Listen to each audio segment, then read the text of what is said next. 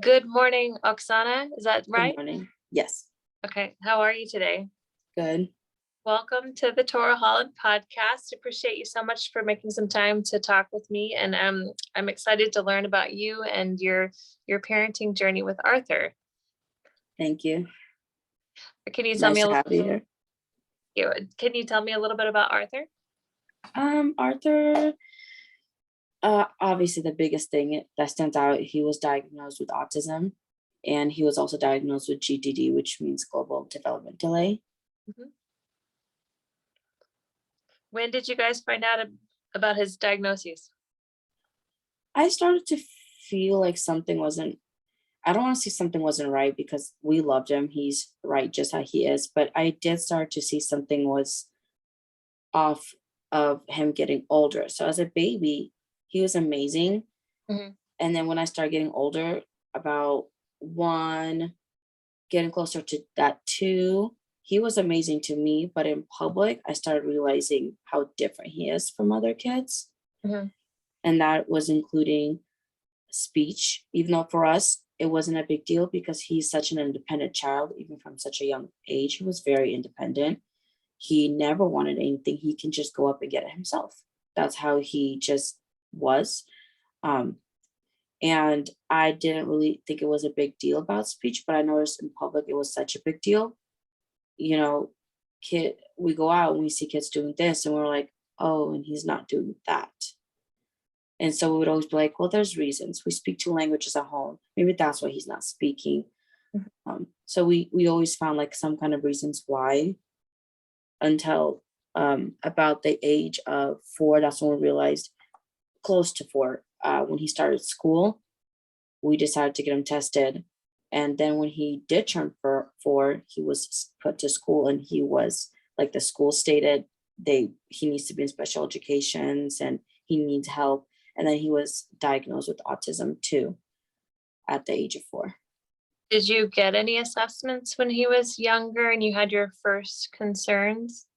We did. We didn't have an assessment. We had it was a program in California. I forgot what it was called. And they came out and they said that yes, we see there's speech impairment, and they said we can't really tell if it's autism or if it was because we speak two languages. So they said that they're just going to go ahead and work on speech. Mhm. So we had someone come out for us every week. She was very sweet, but our problem was that my son is not a morning person. Oh yeah. So and she could only do morning.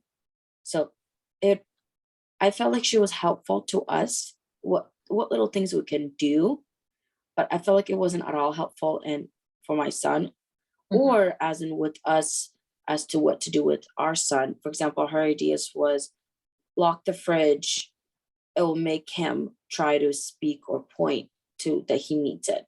And my son is so independent. So I thought like we tried that and I felt it was harsh because he's so independent. So at the same time, I want him to communicate with him, but I'm also removing his independency, which is very hard for him. So I felt like that wasn't really helpful. That was not a good move for both of us because my son, I felt like he was suffering. He wouldn't still come up to me. He would just get emotional and leave. So he needed that, and he would dig in our cabinets, look for other food. Then, so I feel like that doesn't help. That does I felt like it wasn't helping anyone in our home at least. So um what we had in California, the help, I felt like it was kind of hard because I felt like the help we're getting was not the help that we needed. I kept specifying we need someone afternoon. He will not wake up. And it just, I don't know, maybe they were packed at the time. But when we came to Nevada, I think I voiced more of my concerns because at the time I wasn't sure what he had. What is it? So Mhm. I was just like, I don't know. And I don't want to, and I also didn't really want to call it autism either because I was in denial. So I was like, well, maybe they're right. Maybe it is something else. Let's just get help, whatever they give us, and it'll be enough. And then when we came to Nevada, he got a little bit older, and I was like, no, no. When he got at school, that was the first place that was like fully, they did a test on him. And when you see the test and you see everything that he's failing at, it really does hit you how at home he's great, but in the real world, he is not. He's failing. And I remember leaving, going to my car, and remember I had a full down meltdown Mhm. because it just hit me like, yeah, there is, like we can't put him in a bubble of safety in my house and say it's okay because outside of the house, he's not. So definitely that's how we started doing more and more. Yeah, because especially if it's your only child and your first child, you're really accommodating specifically to what he needs, and your environment is so well suited to him, he can Yeah. function. But then, going out and trying to function at school and other places is when it gets hard because there's not the same accommodations in place, right? Yeah, and I even just felt in general, even going out, it wasn't even just school, it was just even people. I've had strangers make comments. I had a simple taking him to the park at 2 years old, and he loves animals. And there was a squirrel, and I was like, "Look, Arthur, a squirrel, a squirrel." And he just wasn't, he was just so preoccupied with the park, with the grass. He wasn't listening. And I Mhm. really wanted him to see it because I know he loves animals. So I was like, and I picked him up, and this older gentleman walked by. And then he stopped and he goes, "Young man, there's a squirrel right there." I was like, "Oh, thank you." I'm like, he's just so happy looking. He's like, "Young man, young man." He's like, look up, look up." I'm like, "Thank you for trying." I'm like, he's right now in a happy phase in his playing phase. I don't want to say he's because I don't know what he has. So I was like, he's just playing. And the man just got upset. Like he kept getting angry and angry. And at one point, he just waved his arm like, ugh, and walked away. How odd. And there was no, and I was like, I remember I was really upset. It's like, I didn't ask for your help. But then you also like did that arm wave as if my son is just like, oh, like this is useless, Yeah. and he just walked away. And I remember feeling hurt by that. And it's those little outside comments that I would get. But my son seemed to ignore them. So I did learn a lot from my son just to ignore and enjoy life. Because for me, it was very hurtful. I would be my safe bubble and he would be this amazing, smart, beautiful boy. And then out in the world, it's so different and it hurt and it hurt. Hmm. So Wow. That's a powerful experience, actually, for, thank you. yeah, to see the differences in the way that just people respond, to what they see. And we know a lot of times people respond based on their own feelings and their own self, and it's not as much about your child, as it is about them and their expectations. But can you tell me a little bit more about Arthur's day-to-day life and how his diagnosis you feel affects him? Yeah, so you know, uh, I feel like there's always sometimes a miscommunication, but autism is not intellectual disability. So it's mostly speech and social. And with my son, it is social, it is speech impairment. Um, and those are about the two strong suits, yeah, his speech and a social Hmm. impairment. Oh, including communications as well. He does have an iPad he speaks with. Okay. So his day to day is he's very independent. He wakes up if we're asleep, he'll make his own breakfast. He will dig in the fridge, he'll find something. He makes a mess, he'll go and clean it up somehow. He will literally one time he took my blanket. I'm like, and I look and he's just carrying it to the kitchen to wipe milk. I'm like, that is my blanket. He's like, well, I had to clean up the mess, one way or the other. So he's a very independent child. He when we do wake up, usually he'll wake us up or we wake up on our own. It's just we do our own thing. We do our own thing. We set up breakfast. I know what he likes to eat, what he won't. Sometimes I'll, you know, when I feel like it, I'll be like, try this. I know he won't. And usually I'm right. But push it away and I'm like, well, I try. So, there's times where he very rarely he surprises me and he will try it. And I'm just like, wow. And then it's even more surprising when he actually likes it. And I'm just Yeah. like, get more. This What is it. does he have a decent like repertoire of food he'll eat, or is he pretty restrictive? It's in the middle. So he will eat meat, he will eat pasta, he will not eat colors, but he started recently to be more open up to colors. Like, and that's the thing, autism, it's not one fit all. Like Dr. Stephen Shore said, if you met one individual with autism, you've met one individual with autism. And Mhm. that quote emphasizes on the diversity within the autism community. And I Googled and they said autism kids love red. And I'm like, okay, my son will not eat red. And they're like, and that's the funny part. Like they say, no, they love colors. Red is great. No, it's not. Green, sometimes they will love green. No, my son hates green. He loves kiwis, but it was covered with things and he didn't see that color. So he Mhm. wouldn't eat it once he saw the real color. But he loves avocado when it's brown, but he won't eat it when it's green. Hmm. Um, he one time picked out a green ice cream, but he flat out refused to eat it. But then he does love candy. And it's also uniquely candy. He will not eat all candy. Just by looking at them, he will not eat it. But then he eats a gummy worm. So I'm always like, okay, he won't eat colors. But then he surprises me. I'm like, he will eat colors. So His so there's that. You're still trying to figure out his system. Yeah, like gummy bears, he won't eat them. He flat out pushes them away, but he'll eat a gummy worm. You know, he will push out like these adorable candies with watermelon, but he'll eat a gummy worm. So because Mhm. I was like, okay, he loves gummy worms. I can get gummy candy. Nope, only gummy bears. That's so funny. Um, let's see. I was gonna ask you, going back just a little bit, when you did get the diagnosis, is there anything that you wish you would have known at that point? Because I know that was hard for you. You're kind of curious if you felt any relief when you got the diagnosis too. Um, I knew so in sense of relief that there is a diagnose now, and we can move on and find him the help that he needs, the guidance. It was it was a set of also for me like later on it was a relief afterwards. Like I could breathe. Like okay, he has a diagnosis. We can get him help. At first, it was just kind of traumatic for me in a way. I felt like I didn't have anyone to talk to at that moment, who to call. Um, but luckily, I do have amazing cousins. So when I was crying, I was the only one. One didn't pick up. I called the other, and the other one did pick up.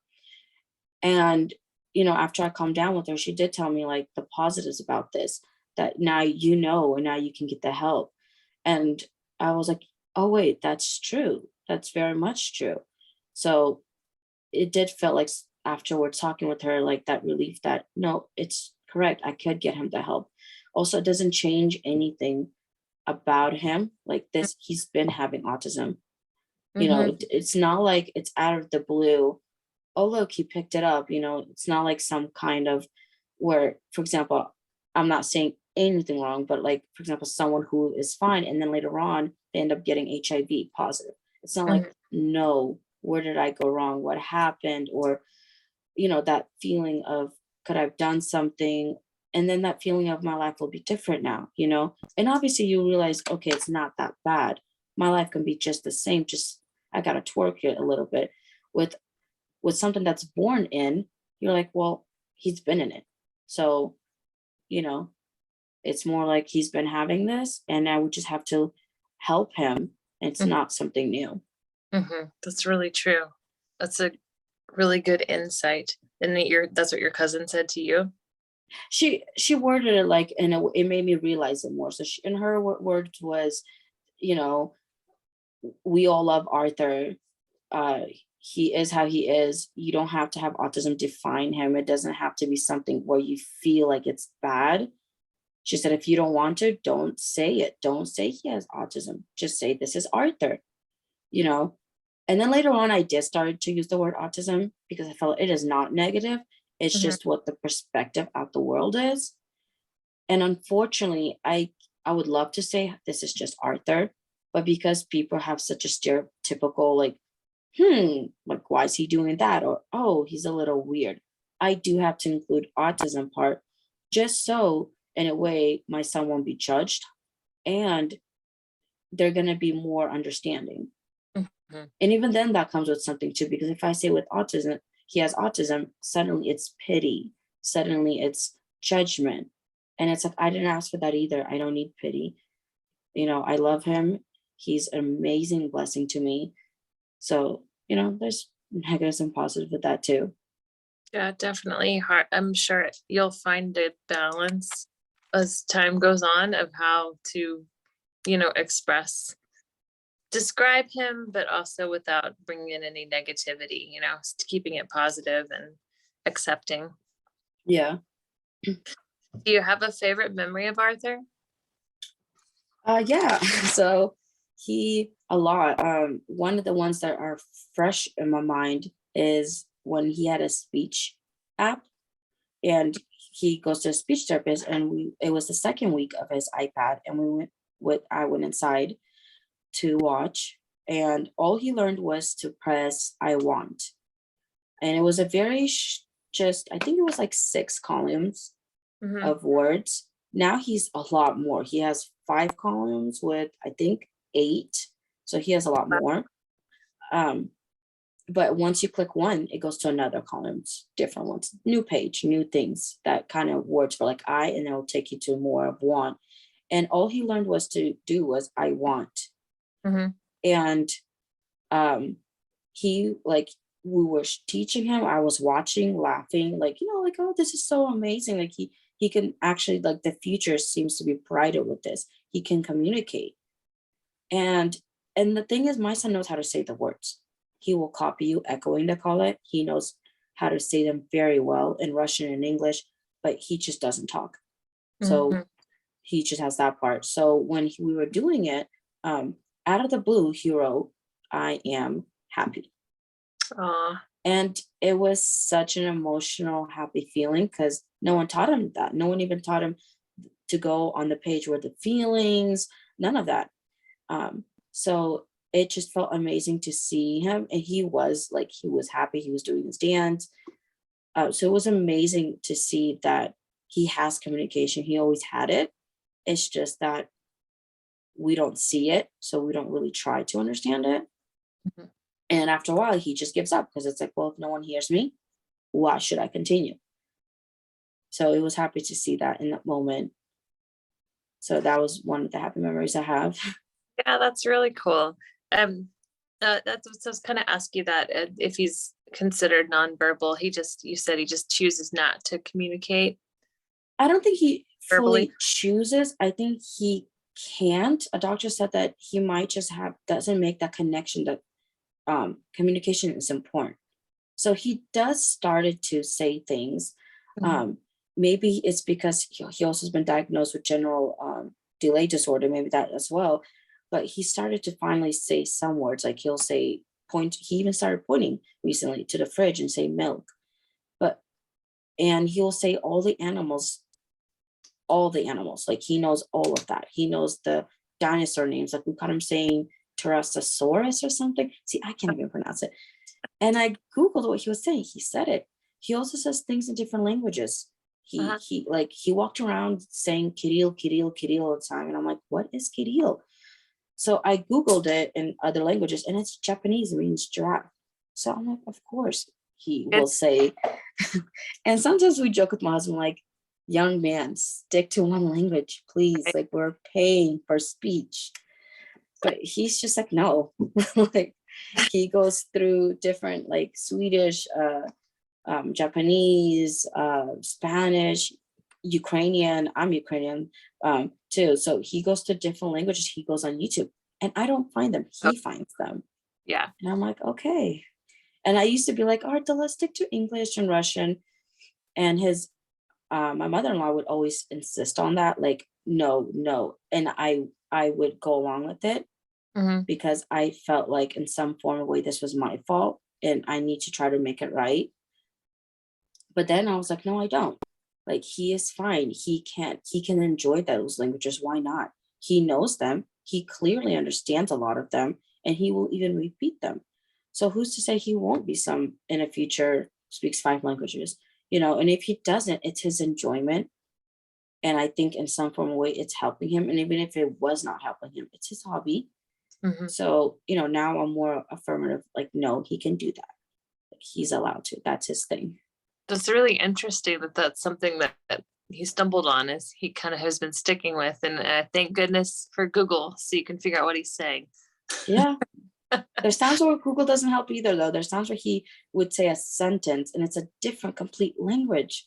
And me and my husband would just look at each other like, well, what are we like? We did Google translation. We held it up to him when she said it, Yeah. and it didn't work. And he would look at us and keeps repeating it. And I'm like, I'm sorry. Yeah. That's super frustrating.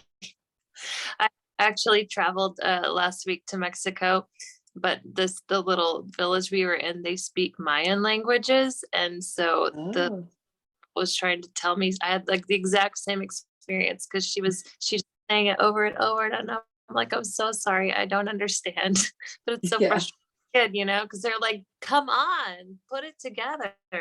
Yeah. My son, he just sighs and walks away. Like, "Ugh, Yeah, you unsmart humans." yeah. That's really interesting. I love that. Um, so I don't know if this would be, you can answer this any differently than what we were kind of already talking about, but is there anything that you specifically want people to know about Arthur? The biggest thing,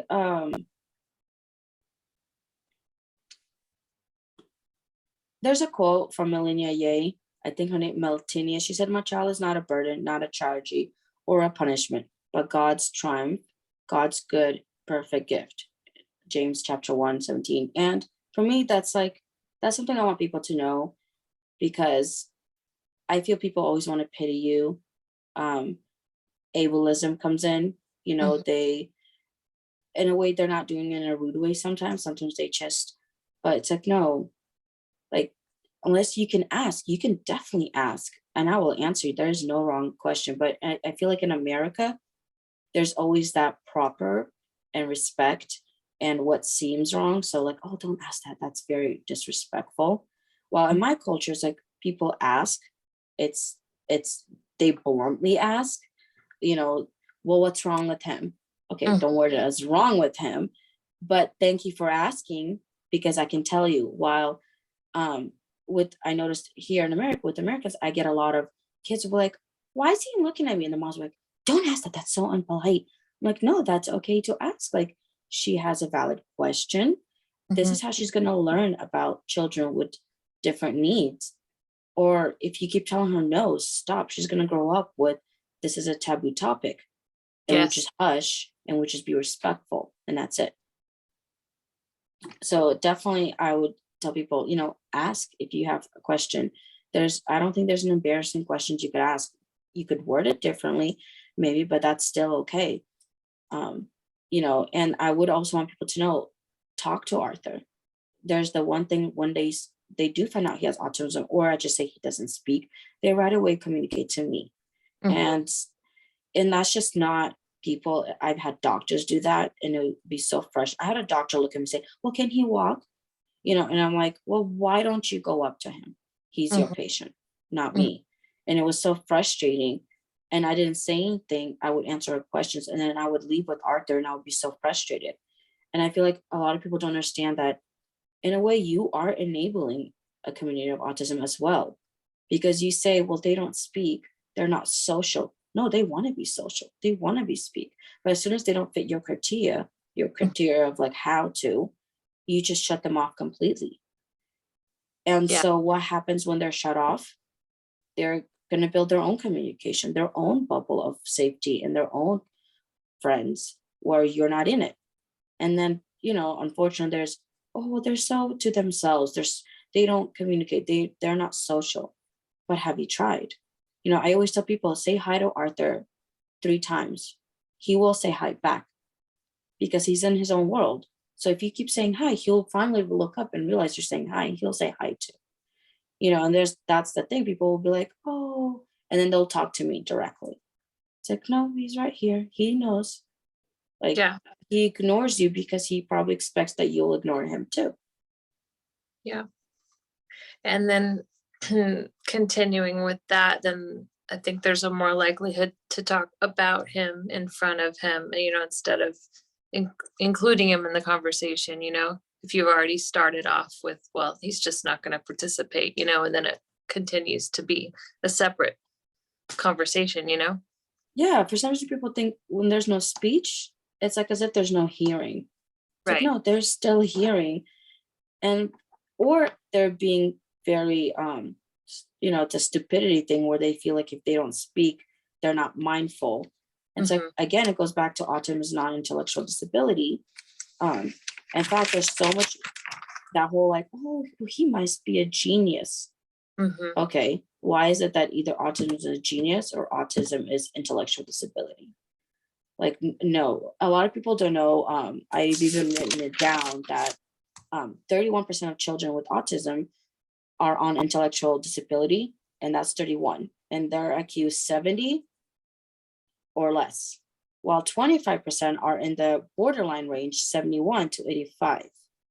And then we have 44% um, have average or above. And if you think about it, in America, if you Google R, it's 96.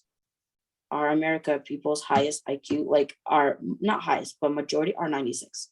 Hmm. So that just tells you that, the people with autism are not that behind. In fact, we have plenty that are with us when it comes to IQ intelligence or even higher. But for some reason, a lot of people believe it's a lower intellectual disability and they're somehow above the average. Nope, America's 96. Yeah. And Yeah. That, they're not that far behind. yeah. Instead of it being more extreme with autism, it's more of similar to the population, the general population, Yeah, as far and I think as abilities. because of social cues and speech, obviously that comes with so many things. It's harder to learn with that. So it's like that's all what it is. It's just like a physical disability. A person has it, but it doesn't stop them from doing things. They might have to do it a little bit differently, but they can do it. The same thing with, I believe, with autism. It's a social and speech impairment. So they have to another find ways to learn, maybe take longer time to learn something, but they will get there. Don't think they won't. Don't think they don't have their own thoughts. And just because they can't speak, like that book, I'm sure everyone heard of that book, the Reasons I Jump. I haven't. Oh, it's a really great book. It's written by a 13-year-old boy. The writer is Naoki Higashida. Okay. It was translated to English, and he is not a genius. Like people are like, oh, I don't want to read it. It's another book about someone with autism who's a genius. No, he has speech impairment. He cannot speak. He wrote it with a Japanese block that's one word at a time, one alphabet. So imagine how hard it is to answer people's questions with that. And he Hmm. wrote it. So when I read that book, I really did see my son in him because he also doesn't speak. But this child explains so much. He explains about depression, how he already felt he started to have depression at a very young age, like age 5 or 6. Hmm. Um, he said that he felt like the depression came from being the feeling of a burden, the constant, I am so sorry that you have a child with autism. This must be difficult for you. Hmm. The feeling of feeling that you're not um, like your parents get frustrated with you, and the feeling of again you messed up. It's just such a good book. He talks a lot about that. He talks about communication. They've asked him, why is it so difficult for you to speak? And his was, to form an answer, it's like diving into a pool and looking for blocks that you know the answer to, but you need to form it. Like, memories as well. Something along the lines you mentioned that. And I'm like, that's my son, because I see him when I ask him something, he looks and he's trying to think of what the proper answer is. He knows the answer, but saying it out loud is the difficult part. And then that's where the frustration comes in and the tantrums come in. Hmm. Yeah. And also when we look at like just intellectual like measures, the way that it's measured is very specific and more based on like general populations. And there's actually different kinds of what's the word? You can be intelligent in different ways, right? Some people have a lot of intelligence with like emotional intelligence, right? Versus like academic intelligence or I'm drawing a blank here, but you know, No, I understand. Yeah. intelligence. And so when we talk about IQ, it's kind of a specific thing, but that leaves out so much more of the ways that people can be intelligent. And I think the reason problem with that as well, with this IQ exam, they've tested the other 31% that were falling onto intellectual disability. Mhm. I think it's also the fact that the test is written. The test is you have to read it. If you look at it, I could see anyone with autism could probably pass it very easily because it's blocks. It's things that they do. I Mhm. mean, a child with autism can play with blocks for an hour. So you're telling me that a child with autism cannot pass it? No, they can't. The problem is this exam is not, it's like giving an English exam to someone who's Hispanic or someone who's Russian and doesn't read. And they will answer as best as they can. And then you teach and you're like, well, you failed it. You're not very smart. It's like, no, this test wasn't aiming to them, not to their ability, what they can do or read or how they can read. So there's Exactly. also that problem too with these exams. Well, speaking about like strengths and different kinds of intelligence, what do you feel like is Arthur's superpower? Where's he's the most strong? Independent. I Yeah. feel like as fast as he can, he'll probably put us into a group home and leave. Like he's probably waiting to be a 19-year-old and just do his thing. Like, I have such a great family with my cousins. They try Uh-huh. to include Arthur, and Arthur just like looks and like, I don't want to be included. And he just tries to escape. Like, Arthur, get back here. And he's just like, oh, like he could see you know, even little kids. Like one time, I remember one of my nieces cried because he took her balloon. He gave her the balloon back, and then he ran around their house collecting all the balloons, and he gave them all to her. And he Oh, like looked at her like, there, you should stop crying. And he yeah. like walked away. Like, he one of the kids I foster, he would be annoyed by him, and he would literally pick him up, put him on the floor in my living room, and pat his head and walk away. Like, Yeah. there you go, leave me alone now, and Oh, walks away. So he has a very independent, very huge attitude that I do see it's a huge of his strengths. He definitely knows what he wants. He will be adamant to get it, mhm. and he's very independent. And I know I and his speech also. I mean, his ways of learning of languages. I also think that's a huge one because Really we interesting. don't know where he's going with that. But the fact that he has even an interest to watch something in different language is amazing. I get tired of watching something in different language and I have to read the bottom things. He just loves it.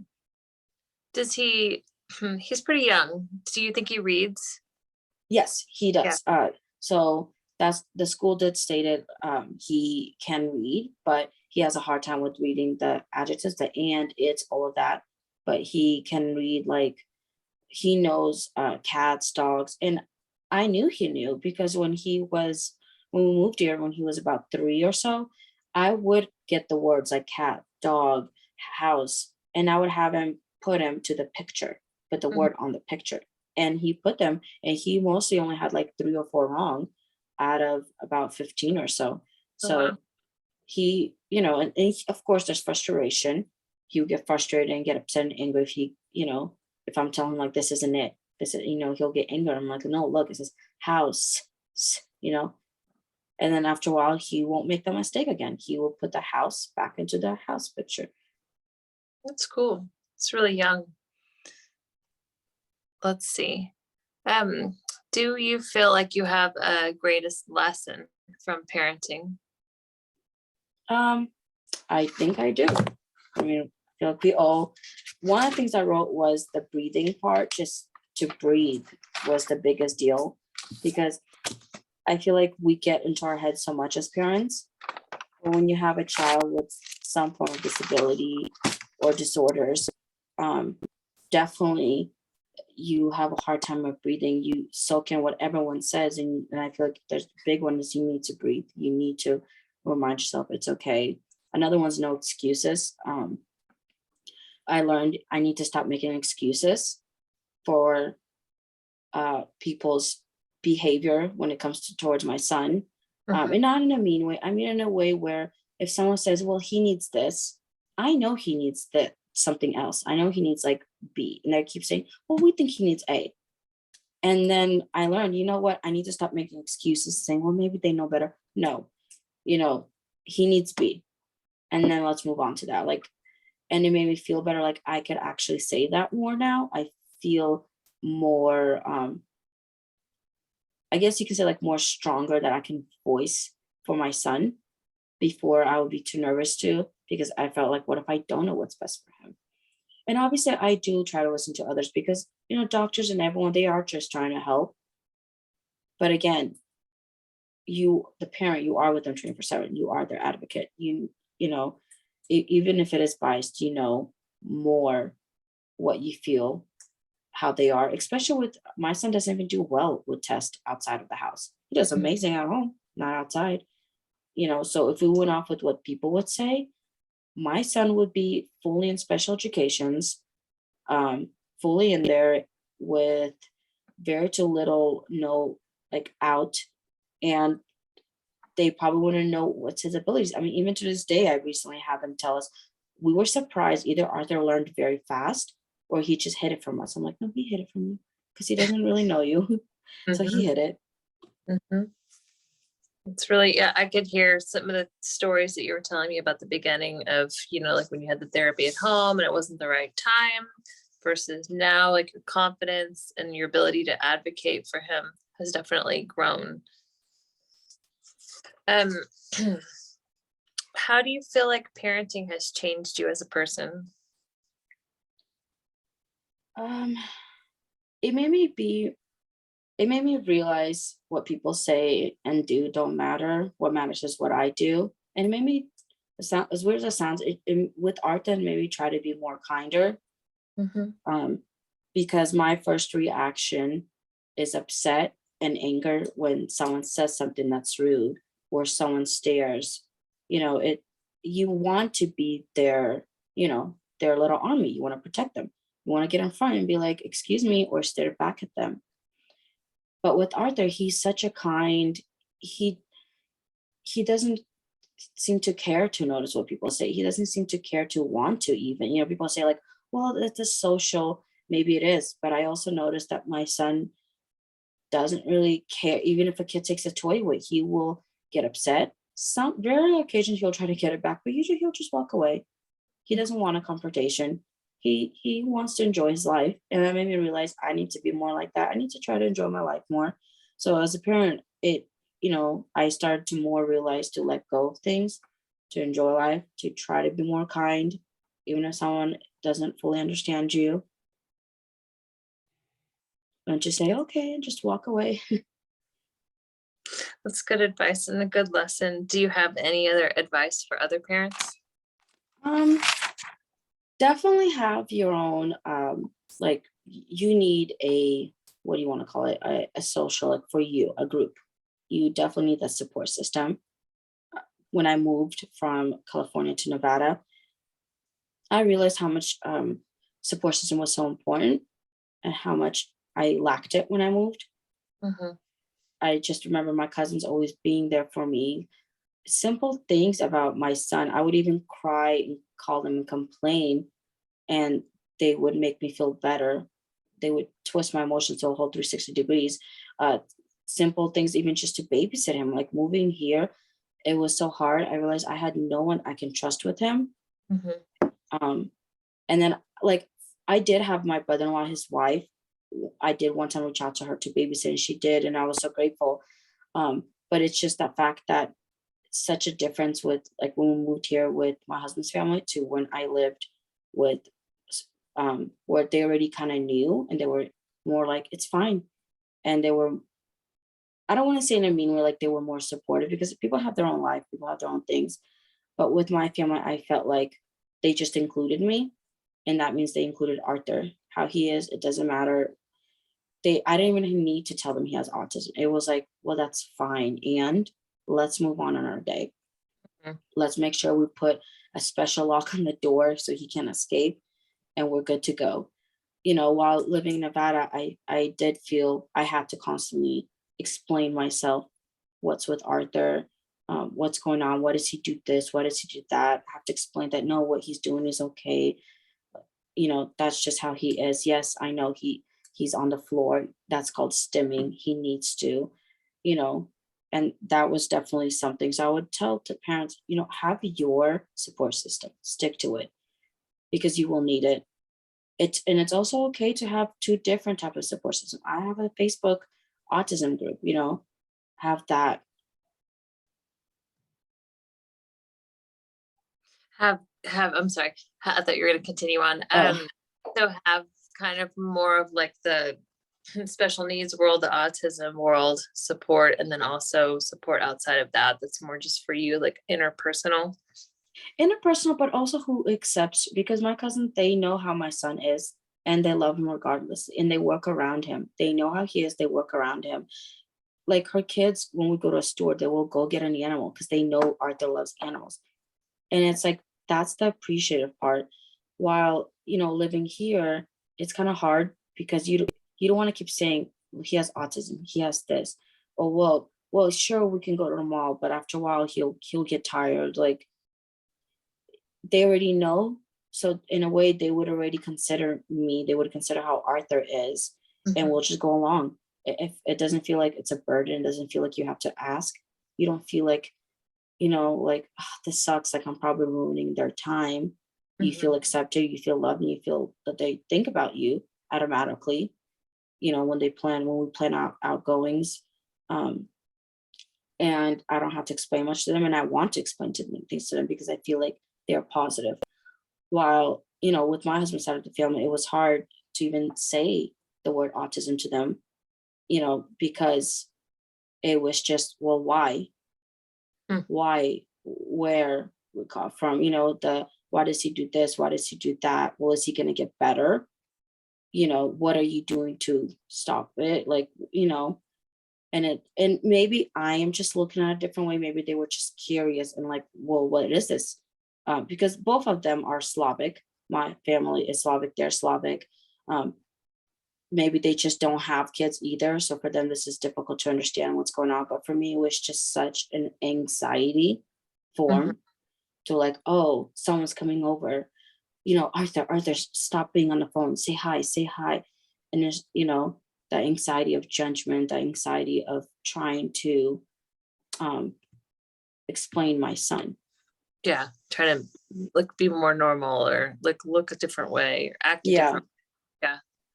And then, And of course, have a Facebook community or anyone community with an autism, because even when my cousins understand a lot, there's still that feeling where sometimes like, for example, when I went on a Facebook group, it's so nice to see, or my son's school with parents, it's so nice for people to understand you, not Mhm. just understand you, but be in that situation.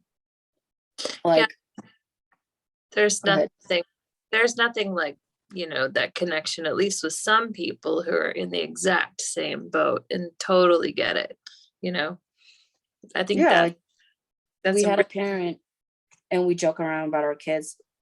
I said, like, I literally one time Googled psychopath children because my son's emotions and his of disinterest about things in movies, there's something sad. I'm like, okay, like my son did kill a fish. The first thing I did was Google, my son killed a fish, psychopath. And it's like, you sure you don't mean autism? And I would tell the parents and they would understand. They would be like, oh yeah, my daughter, she would laugh at the Simba part where his father dies. And Yeah, she would just laugh. And he was like, okay, you little psycho. So we would laugh because we're like, right, you understand. Like, you understand. And so there is that feeling of almost like a home, like, ooh, I'm not the only one in this a little bit adorable child who sometimes scares me. But yeah, that's a good place to just check. exactly. Um, okay. Well, what are your thoughts on the future with Arthur? Are there things you're looking forward to with him? You know, um, more things to do that I know that he's getting older we can do. Obviously, things like Disney is out of the way. He has no desire for Disney, but like he we do want to move back to California. And one of the things he enjoyed was things like water worlds, water slides, water museum park, sorry. So I know he would I would love to do that more with him. He loves that. To go out more and find things to do, nature, animals. I'm so upset that in Nevada they actually closed a petting zoo, like feeding animals and riding camels. And I'm like, rat, like my son would have loved to ride a camel. So finding out other stuff to do within the community, also just finding out more things, because I know California has more for autism. As much as I loved Nevada here, the help I got for him, Nevada is also known as one of the worst places to live if you have someone with autism. To get that help, it's harder. I got very lucky because everyone who I've reached out to has been so amazing and helpful. He is in a great school. But I do, I've read that and I do see that there is a huge, while in California, there's a lot more things I can get help with, like including ABA therapy is a huge one I want to get him on. That'll be helpful. Okay. Well, are there any resources that you have been able to access that have been really helpful? Speech therapy, we do it twice a week. It's huge. Occupational therapy is a huge one. School, at first it was so scary, just that word special educations. You're like, what does that entail? And the IEPs that we do, but at the same time, it's amazing. They help out with so much. They have their own speech, they have their own occupational therapist, and you make up a plan together. So he does go to regular classes, a few general, they call it general class a few times, like I think an hour or two sometimes, just depends, or less even. They don't try to push him. If he doesn't seem to be happy about it, he doesn't want to go. So I am looking forward to that. It's summer, so more things for us to do, including with his grandpa, to go out a picnic, because my husband's side family, his father loves to barbecue. Like, it's meat, and it's like perfect. My son loves that. So, my husband and my grandpa, they will just sit there and cook and barbecue the meat, while my son would literally be running around in nature, because we do go out into nature. And then once they're done, it's like you literally get to eat meat. And that's like my son's favorite. So he gets to play in dirt, everything, until it's time to go eat. And you spend that one quality time with grandpa too. Yeah, a lot of good boy activities. Oh yeah, he definitely loves it. Like, even my grandpa doesn't fully understand, what he has, what it is specifically. Like, he loves him, and like he'll just watch him. He'll be like, yeah, Arthur, you like this, that, there's my son running around screaming in nature because he loves it. So, and it's that bond we do have when we barbecue. So my son loves meat. Like, he could just live on that all day. So he's on the carnivore diet. Oh, he is. What is it? And gummy worms. Yes. Maybe he considers them meat because they're like an insect, No, I know he knows it's candy. I know, because he said before candy, and he'll reach for it. So he knows. He's just sneaky. I'm just well, is there anything that we didn't cover that you'd like to talk about? I think that's all I wanted to ask you. I think that was it. Thank you for having me on your show. This was very nice to talk about. Yeah, I loved hearing about everything, and your perspectives are great. You have great lessons and a lot of good things that we can learn from what you've been through.